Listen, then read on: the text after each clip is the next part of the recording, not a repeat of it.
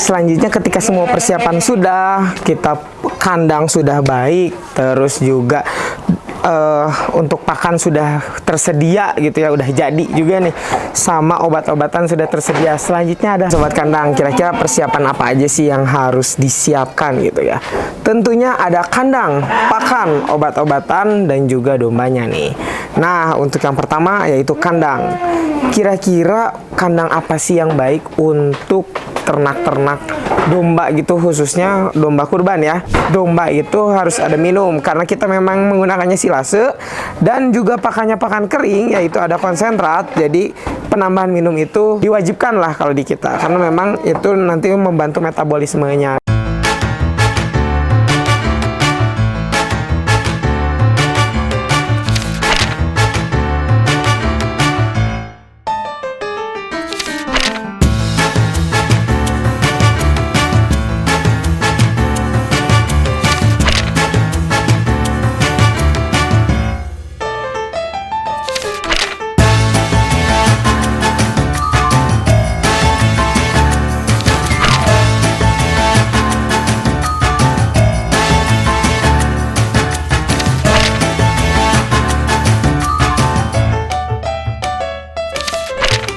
Halo sobat kandang, balik lagi bersama saya Babang Tuil.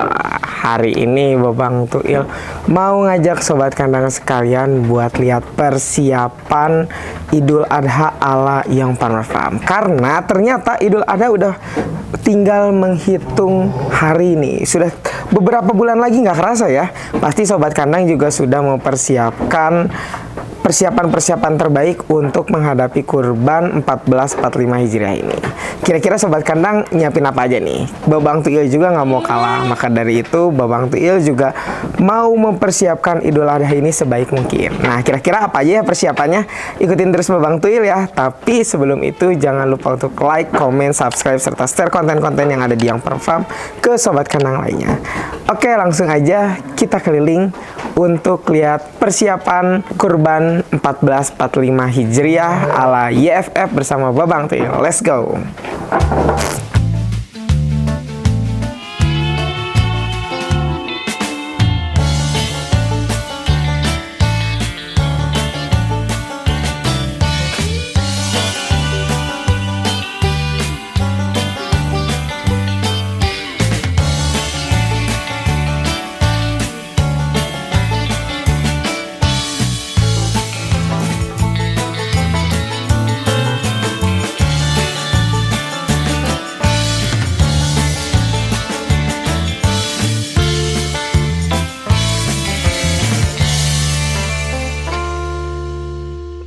Sobat kandang, kira-kira persiapan apa aja sih yang harus disiapkan gitu ya.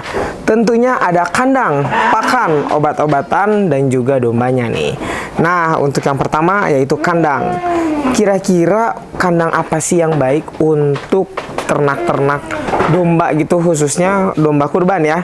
Karena domba kurban ini kuantitasnya yang banyak gitu ya, nggak untuk 1, 2, atau 10, tapi biasanya puluhan ekor gitu. Maka dari itu sobat kandang harus menentukan dan menyesuaikan dengan kandang yang dimiliki sobat kandang gitu. Apakah itu tipenya koloni ataukah tipenya individu. Nah, untuk koloni ini biasanya menampung lebih banyak gitu ya dalam satu kotak atau dalam satu pen.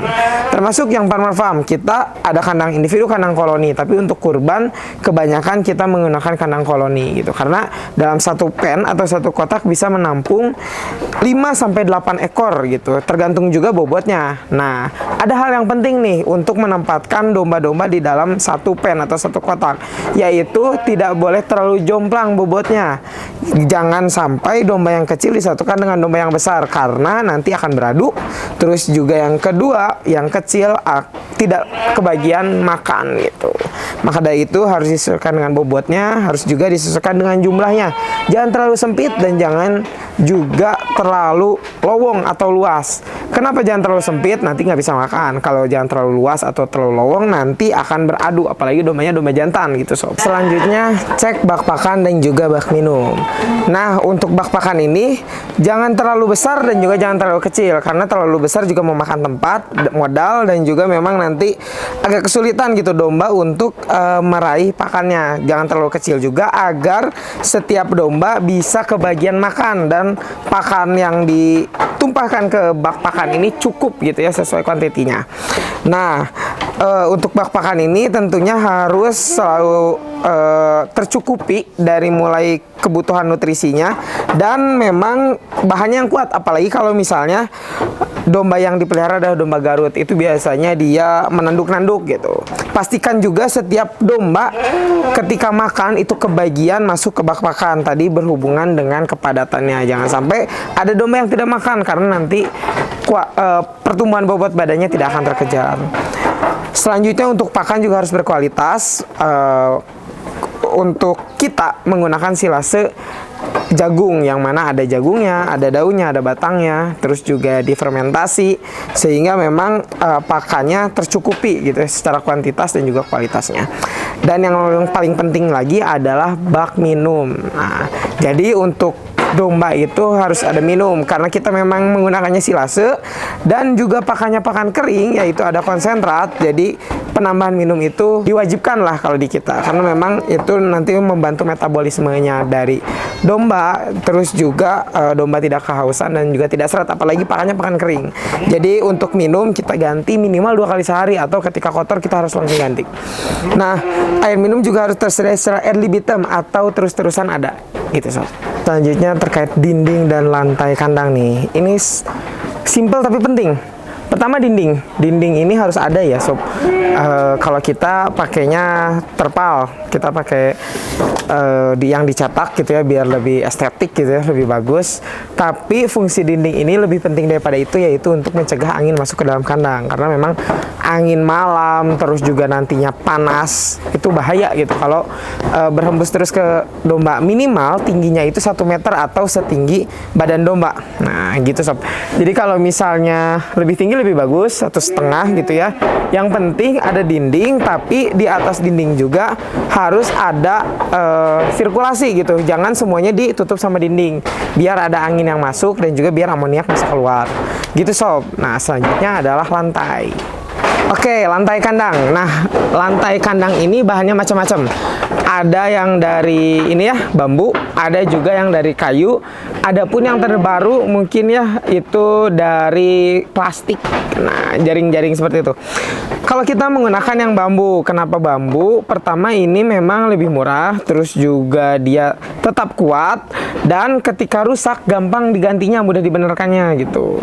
Cuman memang yang bambu ini kalau misalnya terus-terusan kena air kencing, terus juga basah, itu mulai lapuk gitu ya, mulai bolong. Nah, kalau misalnya bolong harus langsung diganti. Jadi kita harus mempersiapkan lantai kandang yang tidak bolong, agar kaki domba itu tidak terporos ya.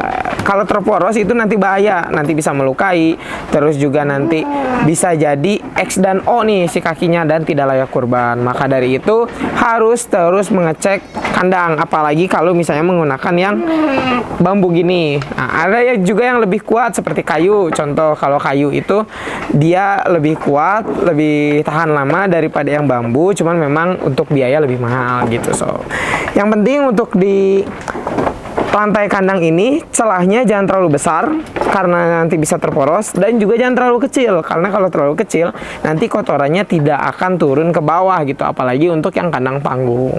Kalau tidak turun ke bawah itu juga nanti bisa kotor, bisa juga menyebabkan jamur di dalam kandang dan amoniak gitu sob. Oke, selanjutnya yang paling penting tentunya adalah pakan, karena memang pakan ini merupakan sumber energi, dan juga kita kan kalau untuk kurban itu targetnya adalah PBB atau pertumbuhan bobot badan, maka itu kualitas pakan harus sangat diperhatikan. Utamanya adalah konsistensi dan juga kuantitas serta kualitasnya. Nah, untuk pakan ini Sobat Kandang bisa tentukan sesuai dengan potensi daerahnya terlebih dahulu. Kalau di daerah Sobat Kandang memang banyak rumput, apalagi rumput budidaya seperti odot, terus juga pakcong, gama umami, biovitas. Nah, gunakanlah rumput itu gitu. Kalau misalnya banyaknya odot ya pakai odot, kalau banyaknya biovitas ya pakai biovitas. Terus kalau potensinya memang untuk menanam sendiri, punya lahan sendiri ya tanam gitu, harus menanam rumput. Tapi kalau misalnya kandang Sobat Kandang di tengah perkotaan seperti di FF nih yang padat penduduk, tentu bisa membeli seperti daun jagung atau tebon jagung yang ada jagungnya itu ke petani-petani gitu. Bisa supply dari daerah mana aja. Bisa dari Cililin misalnya, Majalaya, dan lain-lain. Nah, Sobat Kandang bisa datangkan dengan mobil, baik truk atau mobil cold gitu ya.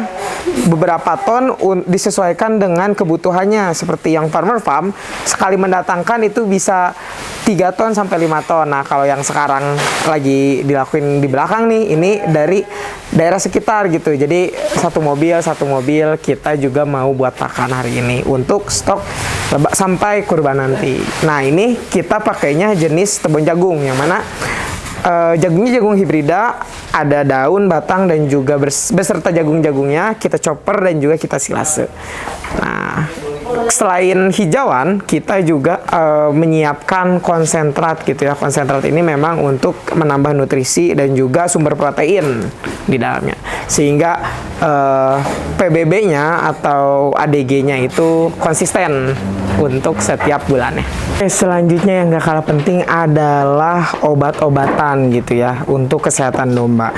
Karena mau bagaimanapun domba yang baru datang itu dari berbagai peternak gitu.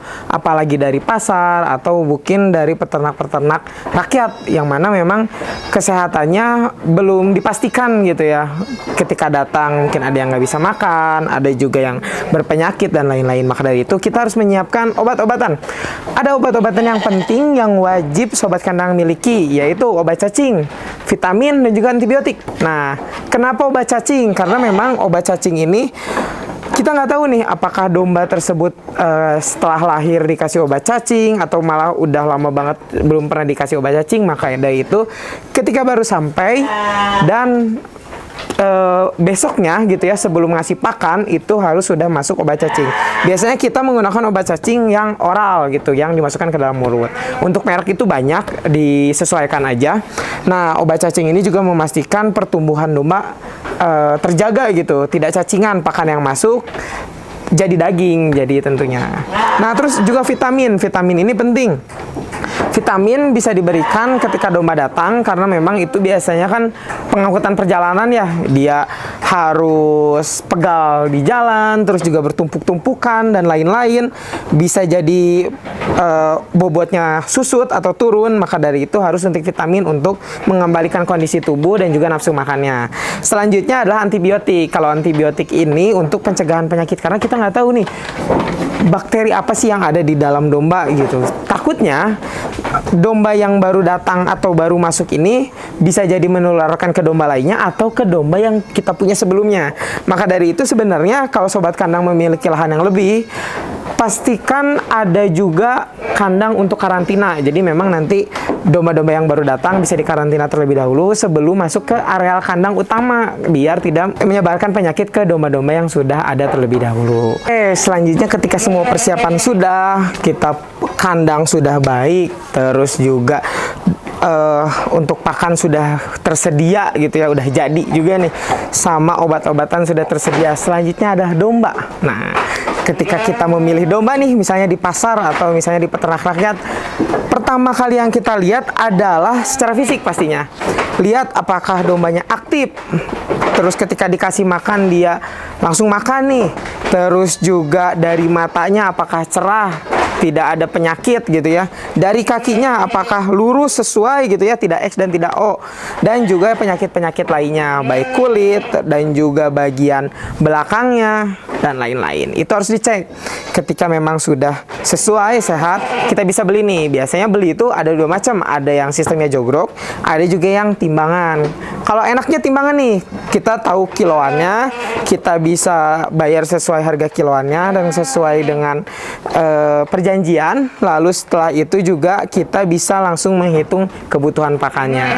Nah, setelah datang, yang utama yang harus dilakukan adalah semprot disinfektan terlebih dahulu di area mobilnya gitu ya, di area domba dan di area mobilnya, serta di kandang yang sudah disiapkan, karena kita mencegahlah penyakit-penyakit yang dibawa dari luar tidak masuk ke dalam kandang. Setelah didisinfektan, masukkan domba ke pen atau ke kotak-kotak yang sudah disiapkan sesuai dengan bobotnya tadi ya. Jangan sampai yang besar dengan yang kecil bareng, yang besar sama yang besar, yang kecil sama yang kecil gitu. Selisihnya ya minimal kurang lebih 5 kilo gitu. Nah, di pen atau di kotak itu harus sudah tersedia pakan dan juga minum yang bersih, karena memang domba yang datang dari perjalanan jauh itu harus langsung makan hijauan dan juga minum. Kalau ada suntik vitamin yang ada tambah ATP-nya nih, biar seger lagi gitu, biar perjalanan yang tadi jauh tidak pegel-pegel.